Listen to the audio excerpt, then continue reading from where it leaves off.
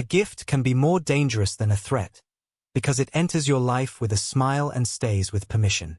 Ever noticed how something thoughtful can quietly bring heaviness, conflict, strange dreams, or sudden unrest into a home? That isn't always a coincidence. In the next few moments, you'll learn how certain ordinary-looking items become spiritual doorways, and exactly how to recognize them fast, shut them down, and restore peace without fear or confusion. 1. Jewelry or clothing. That beautiful necklace sitting in your drawer. Do you actually know where it came from? Not just the store, but the hands that made it, the intentions behind it, the spiritual atmosphere it passed through before reaching you. Clothes and jewelry are not neutral. They absorb energy. They carry presence. Think about it. When you wear something belonging to someone you love, you feel closer to them. There's comfort in a grandmother's ring or a father's watch. That connection is real. But if positive presence can attach to fabric and metal, so can darkness. Scripture confirms this principle works both ways. In the book of Acts, people took handkerchiefs and aprons that had touched Paul's skin and brought them to the sick. Demons fled. Diseases vanished. God's power moved through ordinary cloth because of the presence it carried. Now flip that truth around. If divine power transfers through material objects, what stops corrupted power from doing the same? Some bracelets aren't accessories, they're chains. Some rings weren't just crafted in factories. They were consecrated on altars you've never seen. Hands that served darkness prayed over them before they ever reached a display case. And when you slide that item onto your wrist or around your neck, you're not just wearing jewelry. You're wearing whatever was spoken over it. Pay attention to the timing. When did the nightmares start? When did the peace in your home shift? When did that heaviness settle over your spirit? Trace it back. Often, it connects to something new that entered your space. Something you accepted without question because it looked expensive or felt flattering. This extends beyond jewelry into clothing and even fragrances. In certain spiritual practices, oils and perfumes are charged with specific intentions. They're not manufactured for pleasant scents alone. They're designed to draw spirits, manipulate emotions, or open invisible doors. Someone hands you a bottle of oil, tells you it will bring confidence or attract favor. You wear it, and suddenly your thoughts feel clouded. Your prayers feel blocked. Your relationships turn hostile without explanation. That's not anxiety. That's influence, applied directly to your skin. The danger multiplies when gifts come from people whose spiritual lives remain questionable. Someone actively hostile to your faith. Someone involved in practices that contradict everything you believe. Someone whose own life shows no fruit of peace, no evidence of alignment with anything good. When such a person offers you something personal, something you'll wear against your body, pause. Question it. Pray before accepting. You're not being paranoid. You're being discerning. A wise person sees danger and takes cover. A fool walks straight into the trap and wonders why they're bleeding. Here's practical wisdom. Don't accept clothing or jewelry from sources you cannot verify spiritually. If you've already received such items and your spirit feels uneasy, don't ignore that warning. That discomfort isn't irrational fear, it's divine alertness. God doesn't scream. He nudges. He whispers. And when he says something doesn't belong in your possession, obedience becomes your protection. Go through what you own. That ring from the ex who practiced things you didn't understand. That scarf from the coworker who openly despises your beliefs. That inherited piece from a relative known for involvement in dark traditions. Hold each item and ask a simple question. Does this honor God or oppose him? If the answer unsettles you, the next step is clear. Some things must leave your life before peace can fully enter. You cannot host light and harbor darkness simultaneously. One will always overpower the other. And what you tolerate in your space eventually dominates your atmosphere. The enemy doesn't need your invitation. He just needs your ignorance. But now you know. And knowing shifts everything. 2. Peace offerings from former enemies or competitors. Someone who once tried to destroy you now shows up with a wrapped box and a warm smile. They say they've changed. They want to make peace. But here's the question you must ask yourself. Has anything actually changed in the spirit? Or is this just a new strategy? Forgiveness is one of the most misunderstood principles in spiritual life. Many believe that to forgive means to forget, to open every door again, to pretend nothing happened. But that's not wisdom, that's blindness dressed as kindness. You can release someone from the debt of their offense without handing them the keys to your house again. Those two things are not the same. In the realm of darkness, reconciliation can be weaponized. Making amends can become a ritual, a calculated move to regain access to your life under the disguise of peace. The enemy knows you have a good heart. He knows you want to believe the best in people. And he exploits that. He sends someone from your past, someone who cursed you, competed against you, or openly worked against your progress, and he puts a gift in their hands. Think about it. Why now? Why after all this time? What shifted? Sometimes, nothing shifted at all. The apology is real in words but hollow in spirit.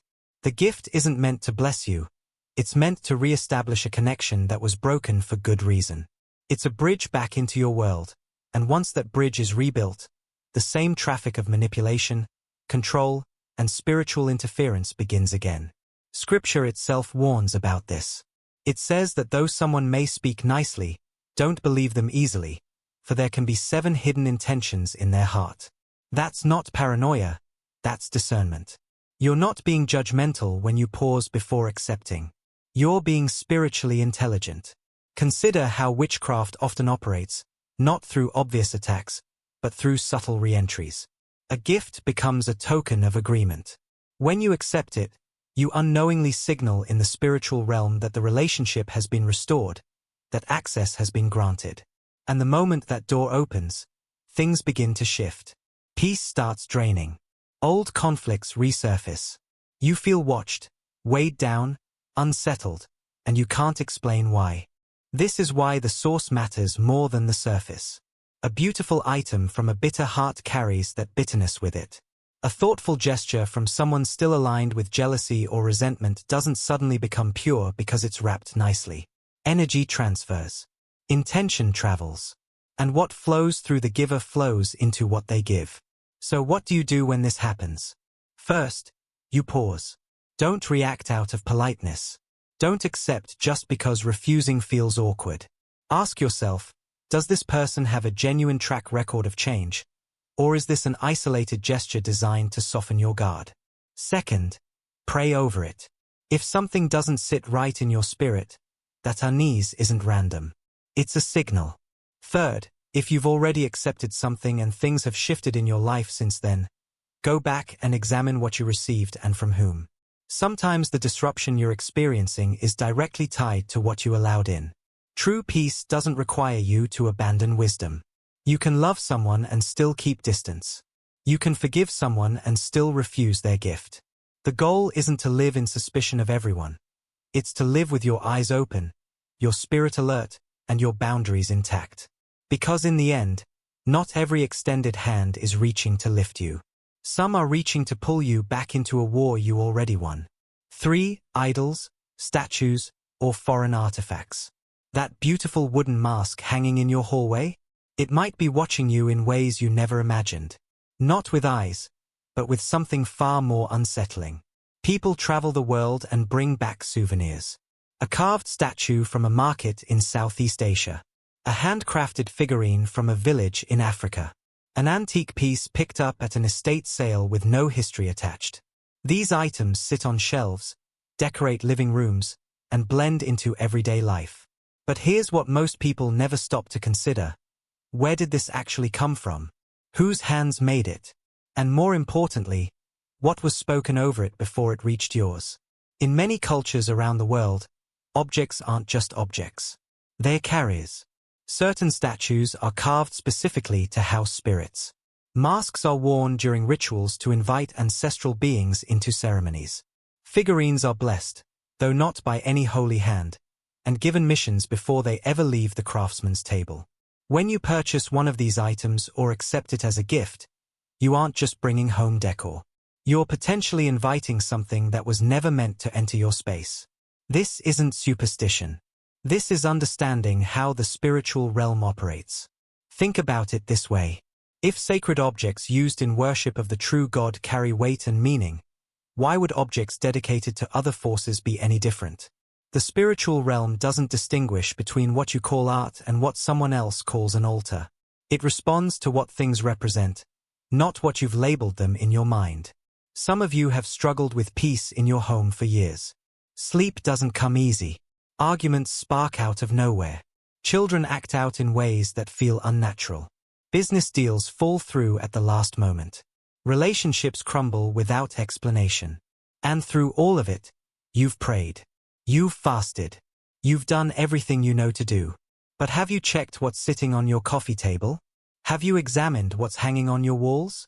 The enemy doesn't need a dramatic entrance. He doesn't need you to bow before an idol knowingly. He just needs a legal reason to be present. And sometimes that reason is disguised as a $20 souvenir you bought on vacation 5 years ago. Foreign artifacts carry the spiritual residue of their origin.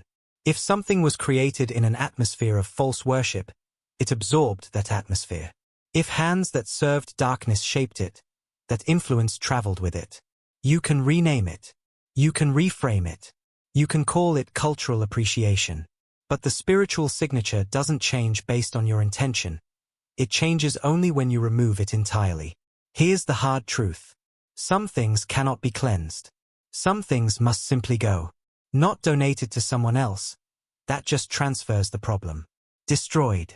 Burned. Removed permanently from circulation. Go through your home with honest eyes. That statue you inherited from a relative who practiced things you never fully understood, question it. That artifact a friend brought back from a spiritual retreat you know nothing about, question it. That antique with no traceable history that seemed like such a great find, question it. Put your hand on these items and ask one simple thing. Does this honor what is holy, or does it open a door to what is not? Your home should be a place of refuge, not a gallery of hidden altars. Peace isn't just about what you invite in through prayer. It's also about what you refuse to let stay. The moment you remove what doesn't belong, you'll feel the difference. The air will shift. The weight will lift. And you'll wonder why you waited so long to let it go. 4. Money given to control you. Not every dollar that lands in your hand is a blessing. Some come wrapped in invisible chains. You might think money is neutral, just paper or numbers in an account. But that's exactly what makes this trap so effective. The enemy doesn't need to curse your finances directly when he can use someone else's generosity to bind you instead. Think about it carefully. There's a difference between a gift given freely and one given with expectation. When someone hands you money and later holds it over your head, reminds you of it during arguments, or uses it to influence your decisions, that was never generosity. That was a transaction disguised as kindness. And in the spiritual realm, you just signed a contract you didn't know existed. This happens more often than people realize. A family member offers to help with your rent, but suddenly they have opinions about how you live, who you date, where you work. A friend loans you cash, and now there's an unspoken debt hanging between you that shifts the entire relationship. Someone invests in your business, and slowly you realize they don't just want returns, they want control. The money came with strings, and those strings have become ropes around your ankles. Here's where it gets deeper. Some people use financial giving as a weapon of manipulation. They want you dependent. They want you grateful to the point of submission. They want you afraid to speak up, afraid to leave, afraid to disagree, because you owe them. The moment you try to step away or make your own choices, they remind you of every cent. That's not love operating. That's control wearing the mask of care. And it doesn't stop at direct manipulation. Sometimes money carries spiritual weight because of the heart behind it. If someone gives while harboring jealousy, resentment, or a desire to dominate, that energy attaches itself to what they hand over. You accept the cash thinking it's provision, but you've actually received a soul tie, an invisible link that keeps their influence active in your life even when they're not physically present. This is why some people can never seem to get ahead financially despite receiving help repeatedly. The help itself became the hindrance. Every gift from the wrong source added another layer of spiritual debt, another voice of accusation, another reason to feel small and controlled. Freedom remained just out of reach because the very things meant to lift them up were actually weighing them down. So what's the answer? First, recognize that true generosity has no memory. When someone gives purely, they release it completely. There's no tracking, no reminding, no leveraging. If you've received money that came with conditions, spoken or unspoken, you need to address it spiritually. Break agreement with any control that attached itself through that exchange. Declare out loud that you refuse manipulation disguised as provision. Second, be willing to let go of resources that cost you more than they're worth. It's better to struggle temporarily in freedom than to prosper under someone's thumb. Some of you need to return what was given. Others need to pay it back just to sever the connection. And still others simply need to renounce the spiritual authority you unknowingly handed over when you accepted. Moving forward, pray before receiving. Ask for discernment about the giver's heart, not just their wallet. Because the enemy doesn't always attack your money, sometimes he attacks through money. And the gift that looked like your breakthrough might actually be the barrier keeping your breakthrough locked away. Guard your peace. It's worth more than any amount someone tries to use against you. 5. Gifts given during major life changes by jealous or spiritually compromised people. The moments you should celebrate the most are often the moments you're most vulnerable. Think about it: your wedding day, the birth of your child, buying your first home, launching a business you've poured your heart into. These are the seasons when your guard is down. Your doors are open wide, and people flood in with wrapped boxes and warm smiles. But here's what most never consider. Not everyone showing up to celebrate actually wants you to succeed. Some arrivals carry bitterness disguised as congratulations. Their hearts hold jealousy, resentment, or quiet competition, and the gift they place in your hands becomes a vessel for everything they refuse to say out loud. You receive it with gratitude, completely unaware that you've just accepted something designed to derail your new beginning before it even gains momentum. This is why transitions are targeted. The enemy understands timing better than most realize.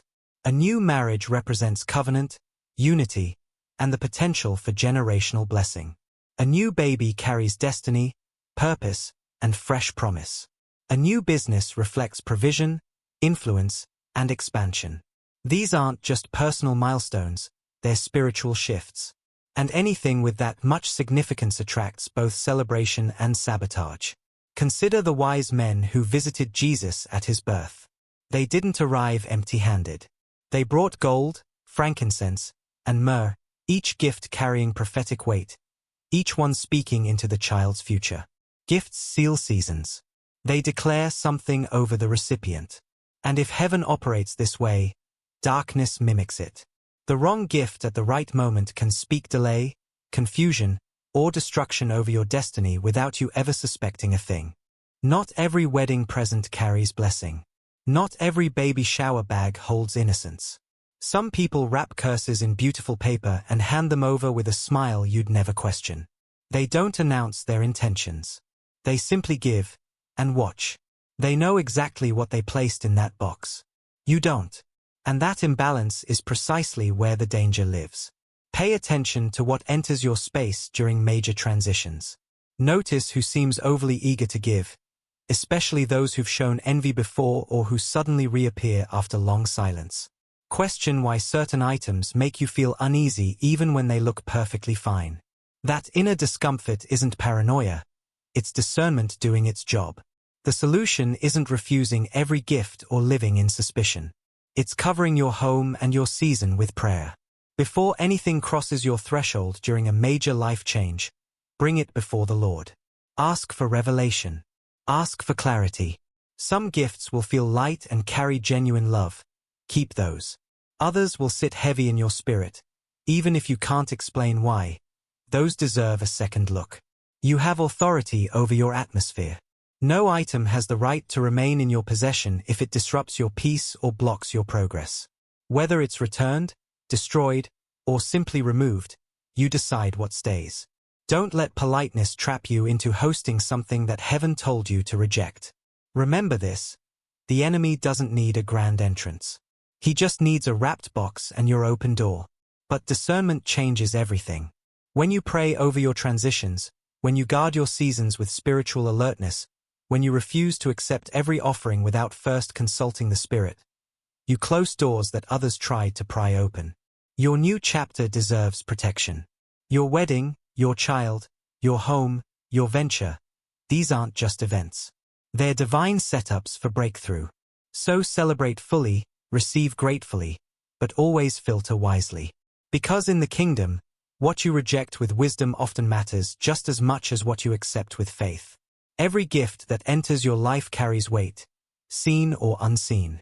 What appears thoughtful on the surface can quietly become a chain around your progress, a shadow over your peace, or a door left cracked open for things you never invited. This isn't about living in fear or viewing everyone with suspicion. It's about understanding that the spiritual realm operates on principles most overlook, and ignorance has never been protection. You now hold knowledge that shifts everything. Jewelry and clothing from questionable sources, peace offerings wrapped in hidden motives, idols disguised as decoration, money designed to control, and gifts timed to sabotage your greatest moments. These aren't random warnings. They're patterns the enemy has used for generations, banking on politeness and ignorance to keep the doors open. But today marks a turning point. You're no longer someone who accepts everything without discernment. You carry the authority to question, to pray, to reject what doesn't belong, and to cleanse what has already entered. Your home is not a storage unit for spiritual traps. It's a sanctuary that deserves intentional protection. So take action. Walk through your space with fresh eyes. Hold items before the Lord and ask honest questions. If peace leaves when you touch something, that's your answer. If the Spirit says remove it, don't negotiate, obey. Obedience is your strongest weapon. From this moment forward, let nothing enter your hands without first passing through the filter of prayer and the fire of discernment. Guard your gates. Protect your atmosphere. What you allow determines what you experience. Choose wisely.